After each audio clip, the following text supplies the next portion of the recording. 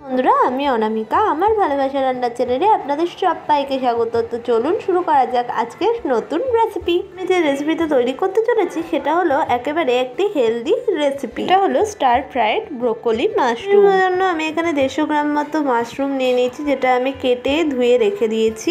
Half broccoli, যেটাকে আমি ছোট ছোট টুকরো করে এইভাবে করে কেটে রেখে দিয়েছি, দেখে নিন। রেসিপিটা তৈরি করার জন্য প্রথমে আমি কড়াই নিয়ে তাতে একটু জল দিয়ে দিলাম 1 কাপ মতো।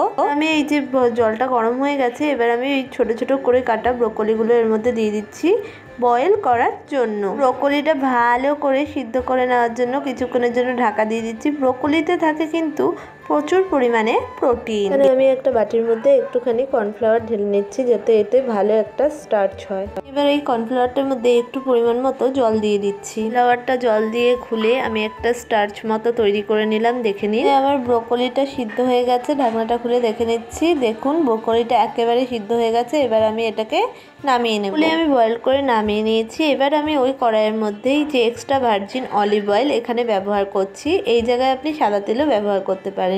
এখানে আমি 2 চামচ মতো অলিভ অয়েল দিয়ে নিচ্ছি। অলিভ অয়েল তো আমার গরম হয়ে গেছে। এবার আমি এর মধ্যে কেটে রাখা মাশরুমটা দিয়ে দিলাম সম্পূর্ণটা।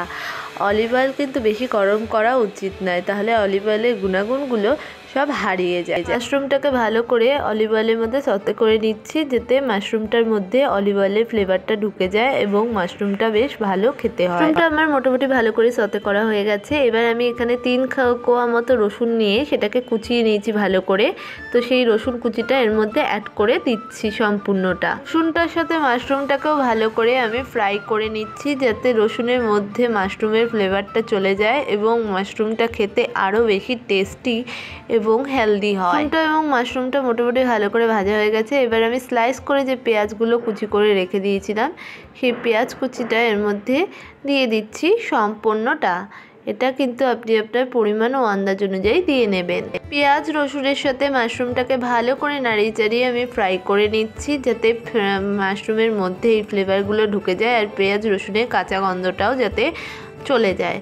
তো সেরকম করেই এটাকে ফ্রাই করে নিতে হবে। যেহেতু এটা স্টার ফ্রাইড মাশরুম ব্রোকলি, তাই এইরকমভাবে করে ফ্রাই করেই এই রান্নাটা সম্পূর্ণটা হবে। অনিয়ন অ্যান্ড গার্লিকটা ভালো করে ফ্রাই করা হয়ে গেছে। এবার আমি এখানে দিয়ে দিচ্ছি পরিমাণ মতো নুন। এটাও কিন্তু আপনি আপনার আন্দাজ ও পরিমাণ অনুযায়ী দিয়ে নেবেন। দেওয়ার পর এখানে আমি মাশরুম, গার্লিক আর অনিয়নটাকে ভালো করে ফ্রাই করে নিচ্ছি, যাতে সল্টের ফ্লেভারটা এর মধ্যে ভালোভাবে ঢুকে যায় আর এটা ভালোভাবে সগি মতো একটু হয়ে ওঠে। মধ্যে দিয়ে দিলাম একটু পরিমাণ মতো সুগার। এটা আপনি ইচ্ছে হলে নাও দিতে পারেন। সব কিছুর সাথে এই মাশরুমটাকে ভালো করে মিক্সড আপ করে নিচ্ছি, যাতে মাশরুমের মধ্যে এই ফ্লেভারগুলো ভালোভাবে ঢুকে। সাথে মাশরুমটাকে ভালো করে ফ্রাই করা হয়ে গেছে। এবার আমি 1 চামচ মতো একটুখানি সোয়া সস দিয়ে দিলাম ফ্লেভারের জন্য। সসের সাথে মাশরুমটাকে ভালো করে মিক্সড আপ করে নিচ্ছি, দেখে নিন। এর মধ্যে যাতে সোয়া সসের ফ্লেভারটা ভালোভাবে ঢুকে যায়, তাই ভালো করে মিক্সড আপ করে নিচ্ছি। সসের সাথে মাশরুমটাকে ভালো করে মিক্সড আপ করা হয়ে গেছে।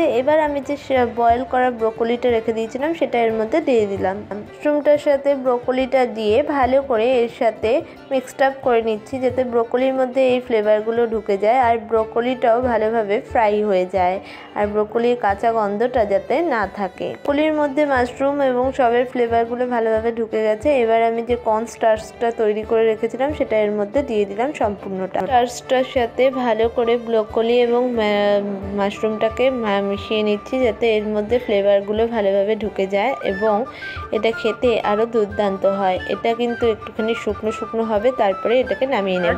আর সাথে ব্রোকলি এবং মাশরুমটা ভালো করে মিক্সড আপ হয়ে গেছে। এবার আমি এর মধ্যে দিয়ে দিচ্ছি গোলমরিচ। এটা আপনি আপনার পরিমাণ মতো দিয়ে নেবেন। এর সাথে মাশরুম আর ব্রোকলিটা ভালো করে মিক্সড আপ করে নিচ্ছি আর এদিকে কর্ন স্টার্চটাও বেশ শুকনো হয়ে উঠেছে। এবার আমি এটাকে নামিয়ে নেব। ব্রোকলি আর মাশরুমটা হয়ে গেছে। এবার আমি এর মধ্যে দিয়ে দিচ্ছি 1 চিল পরিমাণ মতো, হাফ পরিমাণ মতো পাতিলেবুর রস, যেটা কিন্তু এই ফ্লেভারটাকে আরও সুন্দর করে দেবে। এবং মাশরুমের সাথে পাতিলেবুর রসটা ভালো করে মিশিয়ে নিয়ে আমাদের তৈরি হয়ে গেছে। এবার আমি এটাকে সার্ভ করে নেব।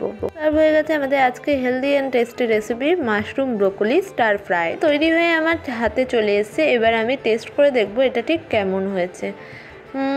এটা এত ইয়ামি হয়েছে, এটা মেন কোর্স বা স্টার্টার্সে তো খাওয়াই যেতে পারে। তো অসাধারণ অসাধারণ নতুন নতুন রেসিপি পেতে অবশ্যই আমাদের চ্যানেলটাকে সাবস্ক্রাইব করে পাশে থাকা বেল আইকনটাকে প্রেস করতে ভুলবেন না। আর আমাদের পাশে থাকবেন আর আমাদের অনেক অনেক সাপোর্ট ও শেয়ার করে দেবেন।